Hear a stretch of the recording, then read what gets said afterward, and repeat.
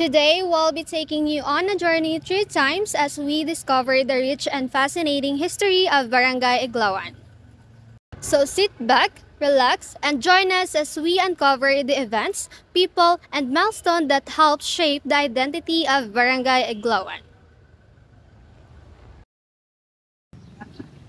Municipality of Morsha. Long time ago, there was a big lawaan tree where the barangay is situated. It was so big and a lone tree in this place. People living in the mountain. When going to the town to buy their needs, they used to pass by in this tree. During hot days, they used to stop and rest under the shade of this tree. Likewise, when they go home from the market. Later, little by little, people gather in this place and form a little community. Not long afterwards, this community grew big and became a barrio. They named their barrio Iglawan in appreciation of a tree lawaan.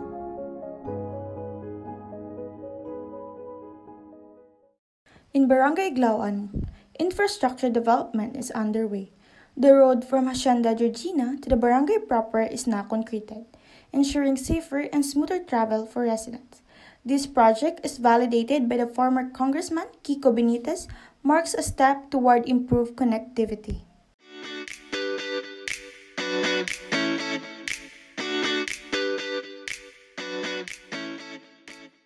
As an SK chairman, ano ang mga butang nga mapabugal mo diri sa Barangay Iglawan? Una sa tanan ang mga tawo nga mga mabuot kag syempre sa ang mga lideres diri sa barangay nga paano sila mag-serve sa mga tawo kag syempre ang isa pagid ang mga masagad nga mga players sang ini nga barangay, especially sa larangan sang volleyball, which is nga ang elementary nakapalabot sa palarong pambansa. So, ano ang significant experience or moment ka naging grateful ka nga dili ka ga-star sa barangay Iglawan? Nakaserve ko sa kadamaan, especially sa mga youth.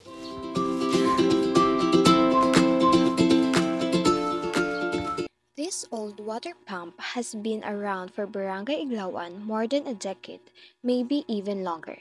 Worn by time but never broken, it stands quietly in the neighborhood, serving people every single day. It's the main source of water for many, and the amazing part, it never runs dry, not even during the hottest days of summer. So, good afternoon. Ano ang mga experience mo sa dire kaga-start sa Barangay Iglawan? Ang experience ko nga diri nag-start sa Iglawan, malapit sa poblasyon, sa Morsha. Ay ang amon balay, sang una, layo sa dalan, may likton ka pa. Kung magpanindahan ka, init, magtuli, may mga may mga galon pang gas, may ano pa na. Ang ako nga nanay nagumugit sa nga gusto ya bakal gidi balay nga dere kami maka-start para pos ko sa ako nag-eskwela. Daso manindahan siya mahapos ay mahiligin nas namin magnegosyo tiyanggi basta nga na 86 na ang edad ya pag 80 mo to na untat sa kay di sa mag-isip sang kwarta kami na lang ang wala na kami negosyo. Ang mga bata ko na lang nagbulos naman, mga bintahan, gani pangublik na kayo. So gusto ya bilang nga panublik na kay lula yung mga baligya. Tapos, amon umatutuya, ginaano lang na di ang umay, karga sa narusa, nakagudi. Tapos, ang mga hapos na dire, mga panindahan, dito, yung sa una yan. Yan, talaga. Eh, layo.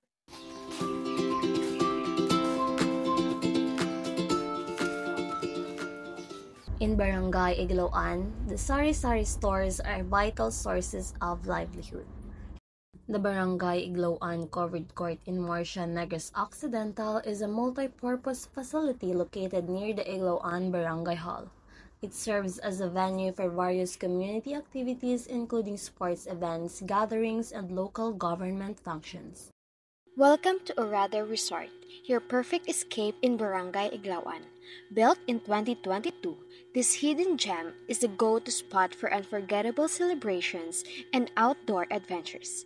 Whether you're throwing a party, boarding with your family, or just craving a peaceful night under the stars, Orada has it all. Celebrate, camp, and create memories only at Orada Resort.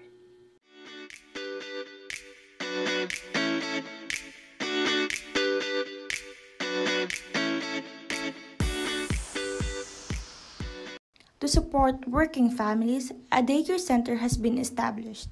It provides a safe space for children to learn and grow, giving parents peace of mind while they work.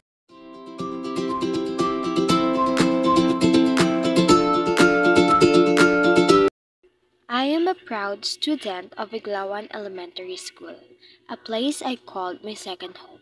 Here, I discovered more than just a lessons in books. I learned to dream big, to believe in myself, and to treat others with kindness and respect.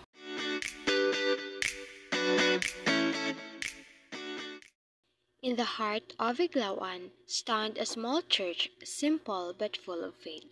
It's more than just a building. It's where we worship, grow, and serve together. As one of God's servant, I am blessed to be part of this mission. Every March 19, they are celebrating the religious and community aspects of the fiesta, emphasizing the preparation, the procession, and the communal celebration.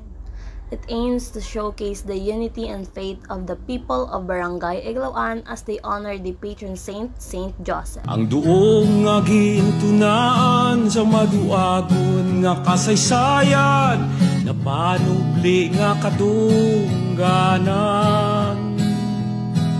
Tampad nga ginapasidunggan, dunang manggatigan. Tubukag humay nga dalangpan, kapigado na aksyonan, padulong sa katinaran. Ikaw ako kita tanan, wasdam lagsang kabataan, kabudlayan nga nabatyagan, nalampasan tungod sa imong ngalan. Iglawan, iglawan palangga ko, suba naga piyan-piyan. Ugay nga pangabuhian, bilidhon nga ginaamligan,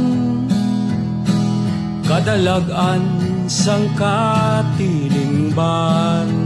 Himpit sa tagip pusoon ko, suod nga iglawan ako, iglawan, iglawan palangga ko.